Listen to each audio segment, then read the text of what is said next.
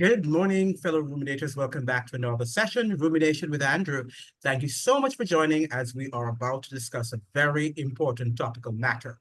Now, this morning, we are going to talk about the whole concept of republic and Jamaica's quest to be free and to become a parliamentary republic like Barbados. I think we want to become a constitutional republic, right? Is it that we want to become a constitutional republic or a parliamentary republic?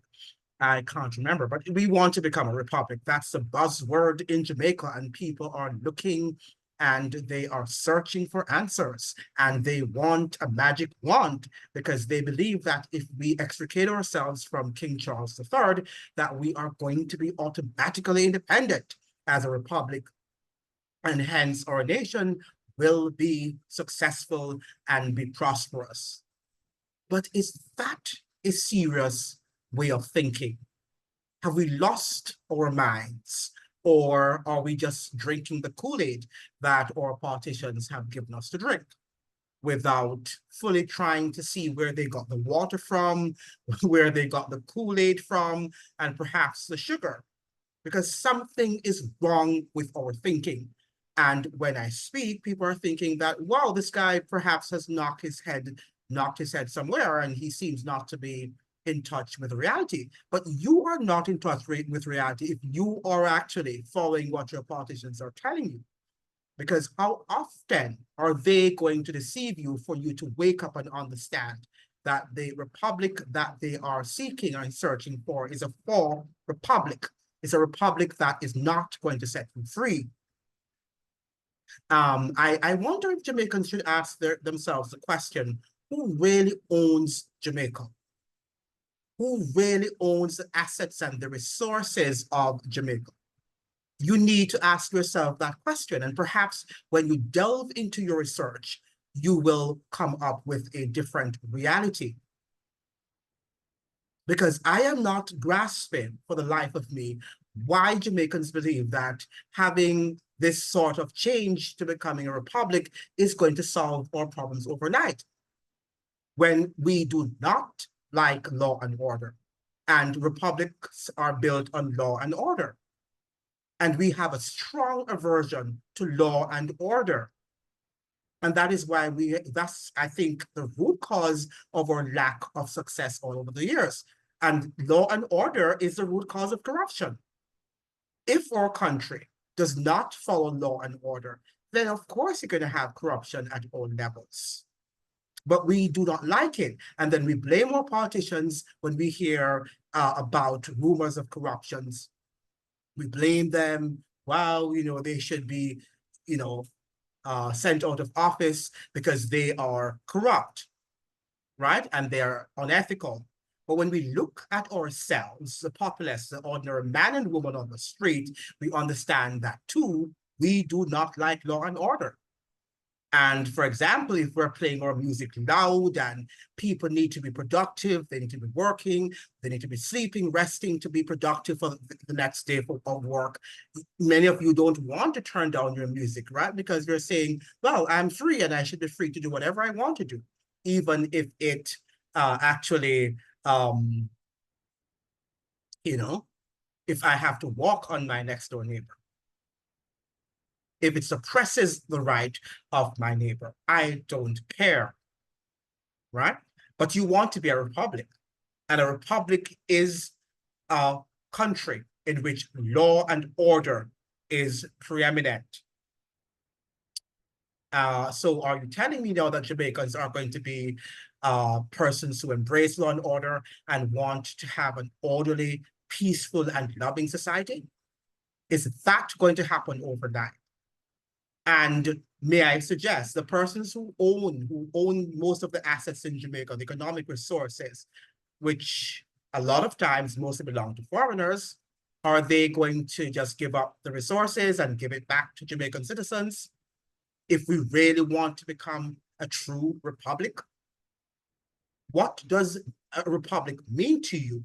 Just a political republic to say Jamaica is a republic? Well, many countries in the world are republic. Haiti is a republic. Barbados is a republic. Trinidad is a republic. Guyana is a republic.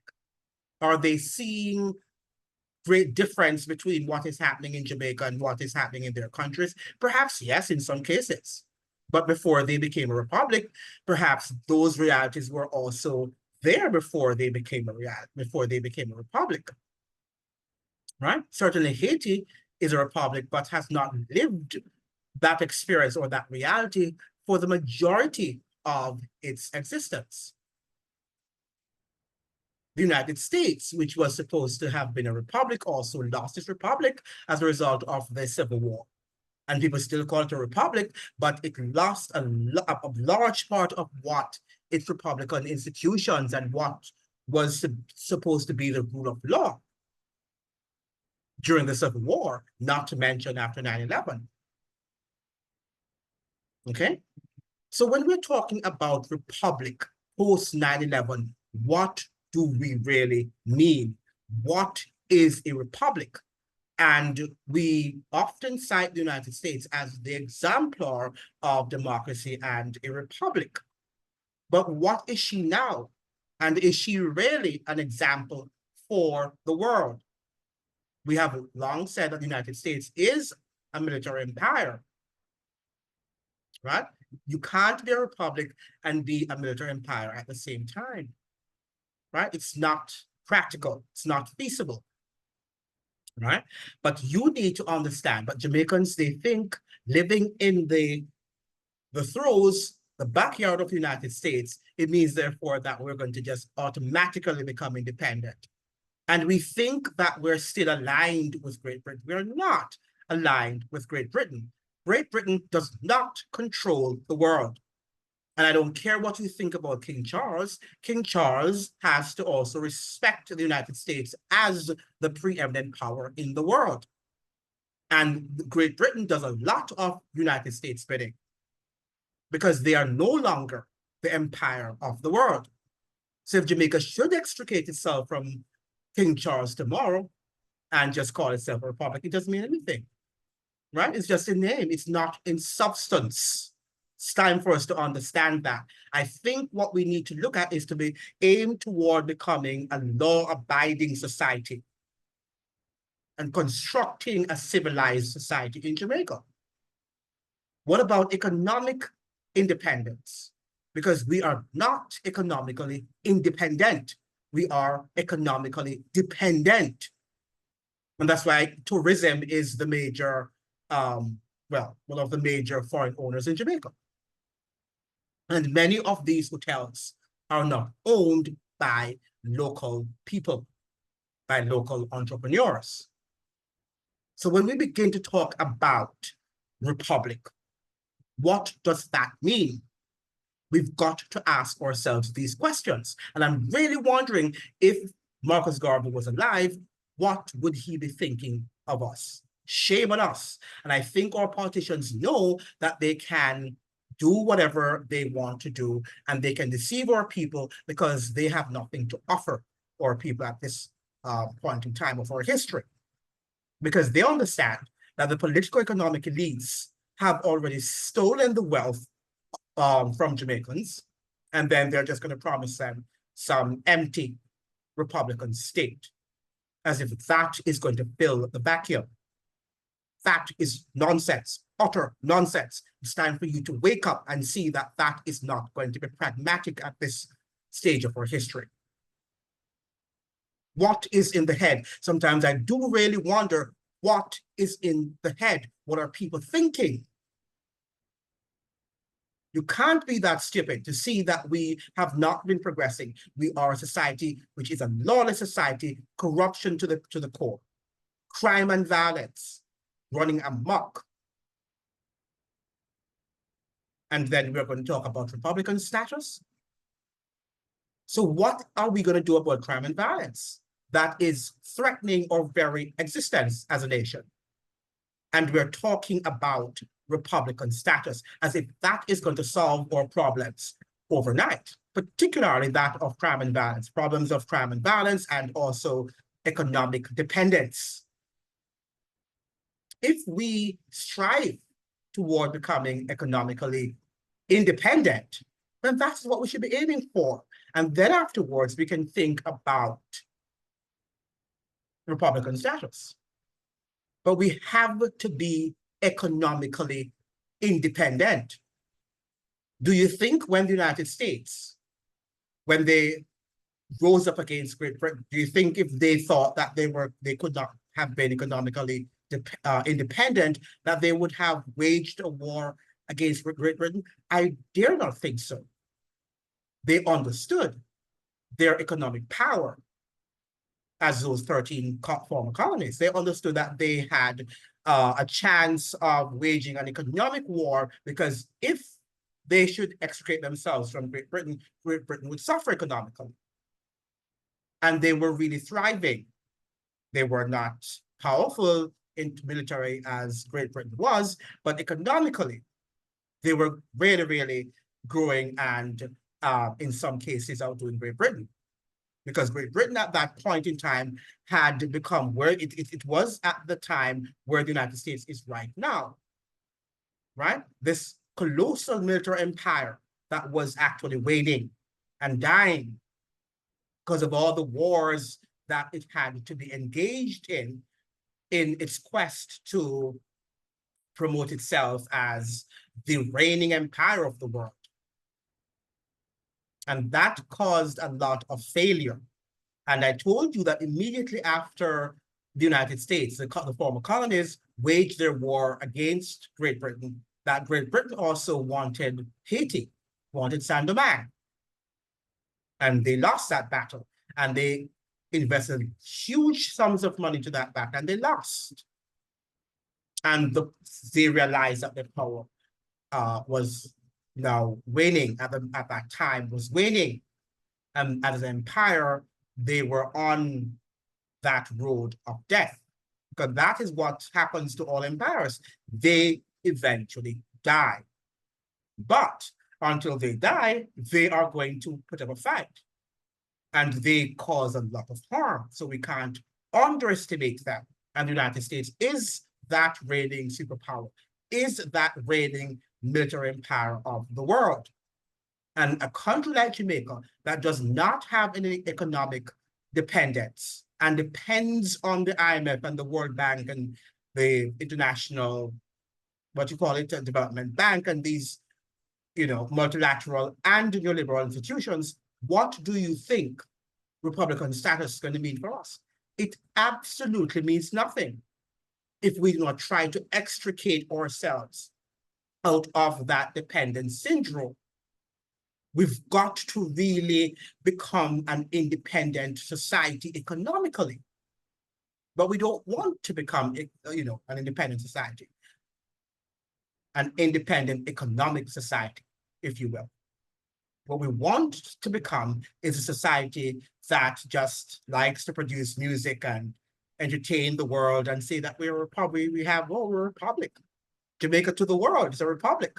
And we send our athletes to wherever, and they begin to flaunt themselves that they're representing Jamaica and Jamaica to the world, right? That's what we're about, entertainment.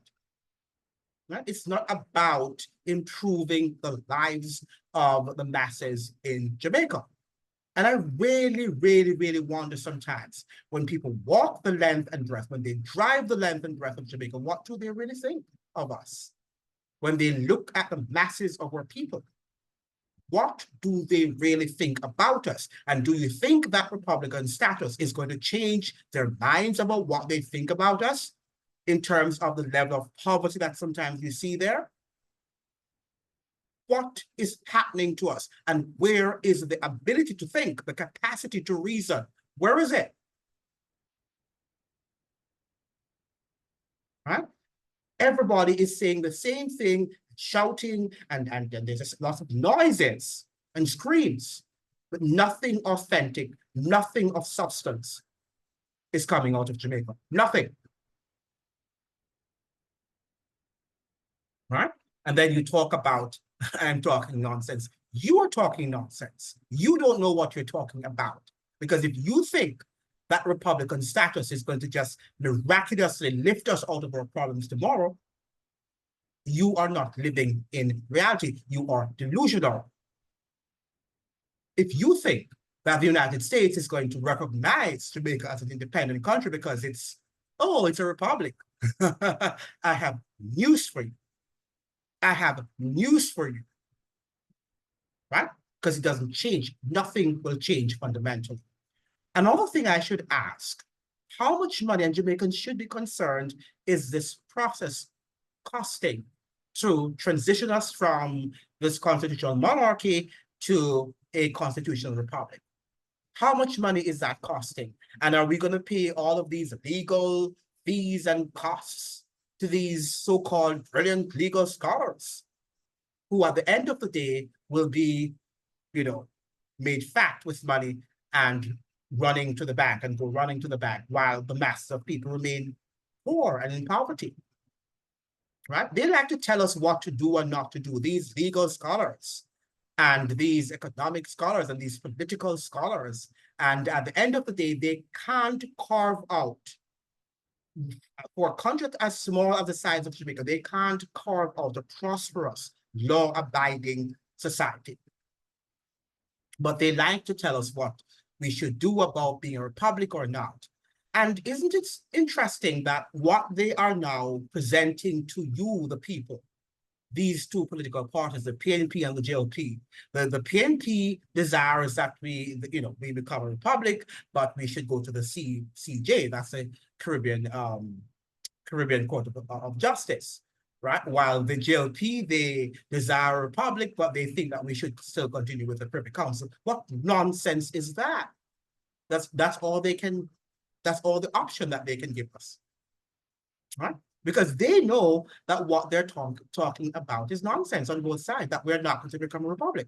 And you find your little intellects are being tired. They're tired. You find that you have to discuss these nonsensical matters, which is really makes no sense, of no substance, whether we're going to be a republic with the CCJ or a republic with the Privy Council. That is the only choice that they can give to you. Right? That's the only choice you can get. But they will not tell you about your economic future and your economic prosperity. And how will they take us out of the economic rot that we find ourselves in?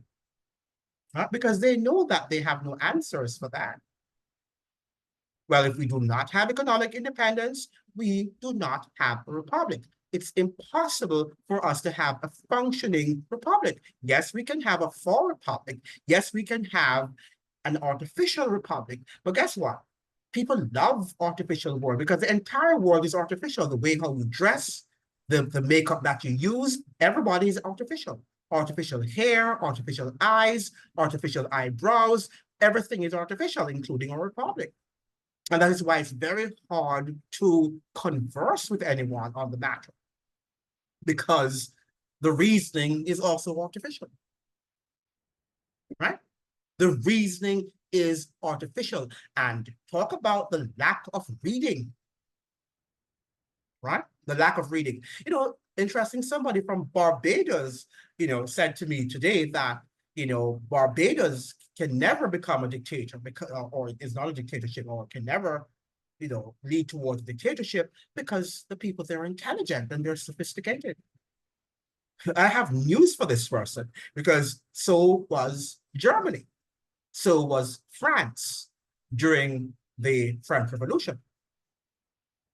And some of the things that they did in France and in Germany, some of the things that these so-called sophisticated people did, you would be surprised, right? You would be surprised. In Germany, you had persons saying, how did we get here? Because how did we get here? Because we did not follow the truth. We didn't want to hear people who were giving counter arguments, right? We wanted to just hear what the masses were saying, and the ones whom we deem are scholastic, and they know history, and they speak eloquently about what is happening or what is not happening. And they have, these excellent titles, right? Enviable titles that you yourselves desire, and you respect them.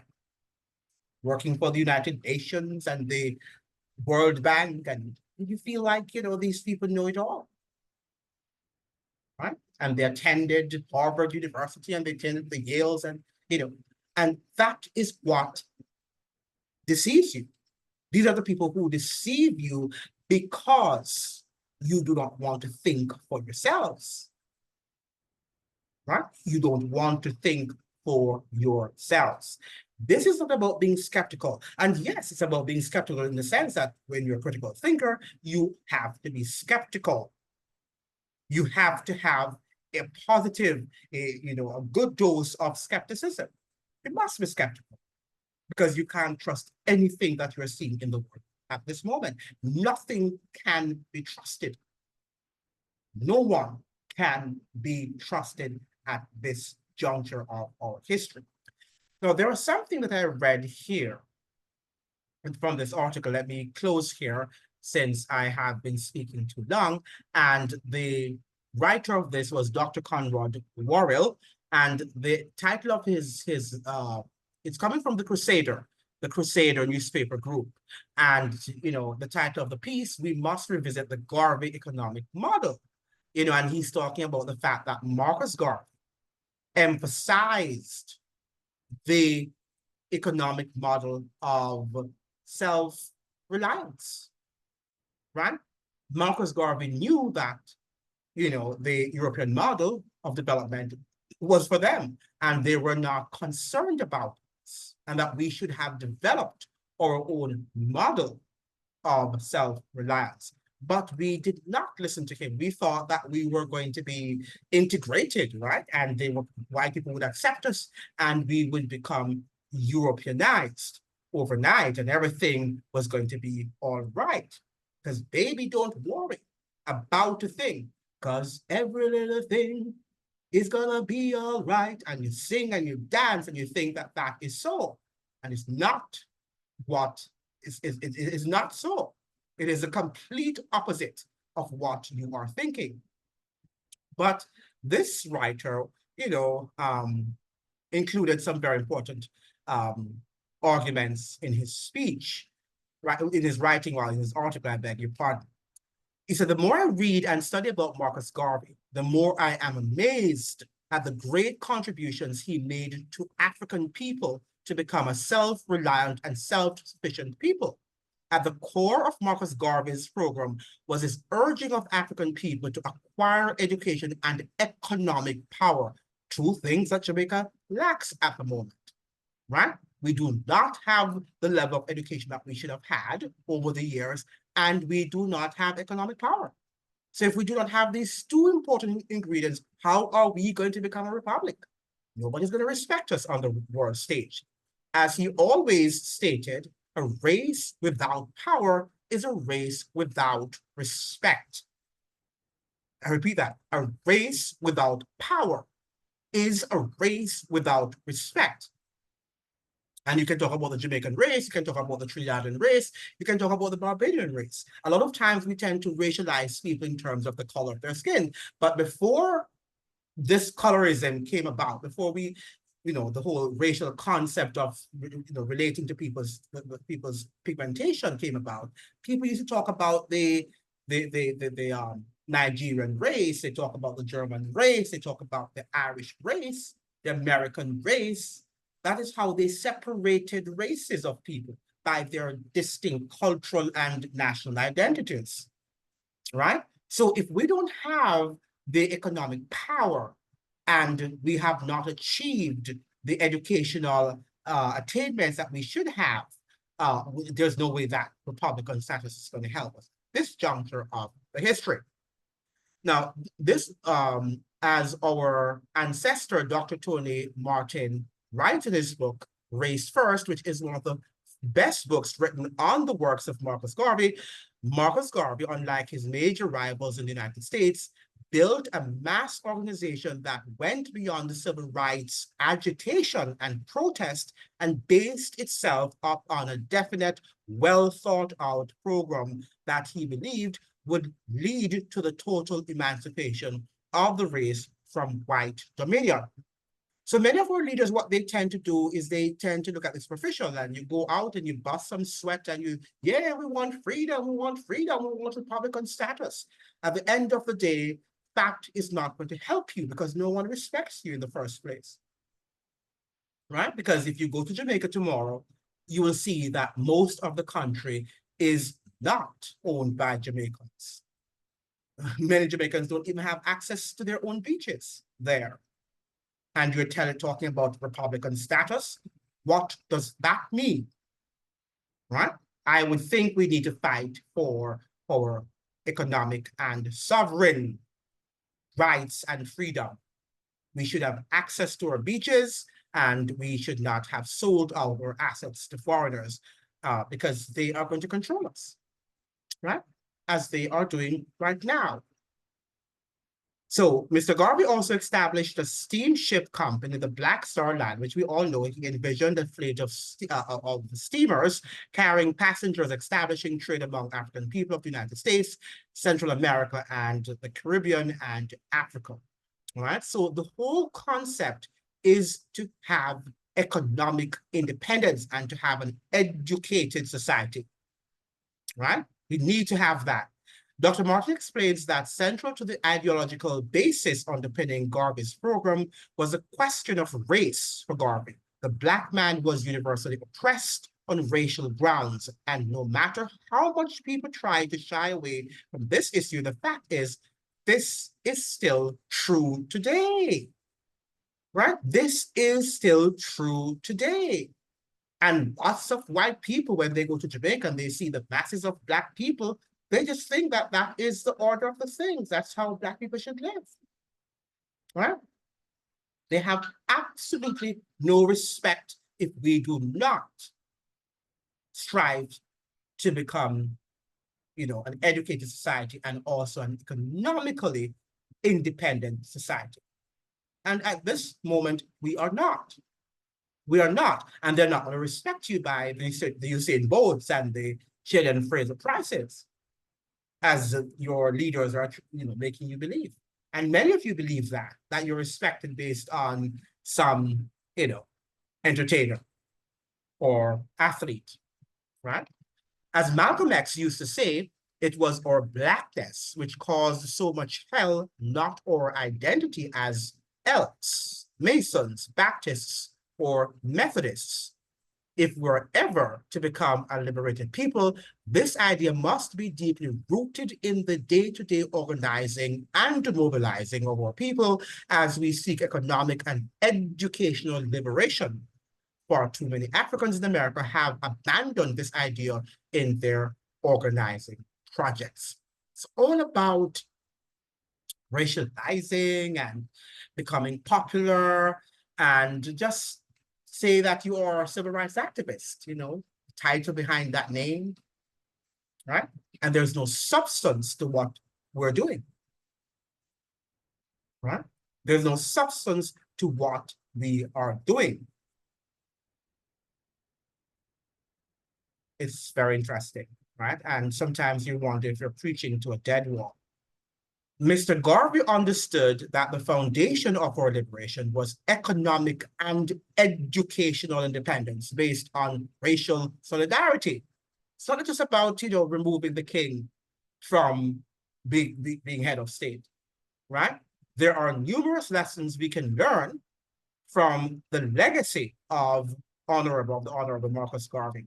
Without economic independence tied to the acquisition of political power, African people in America and African people everywhere will continue to be subjects of the whims of other people. I'm going to repeat that. I'm going to end the video on this note, right?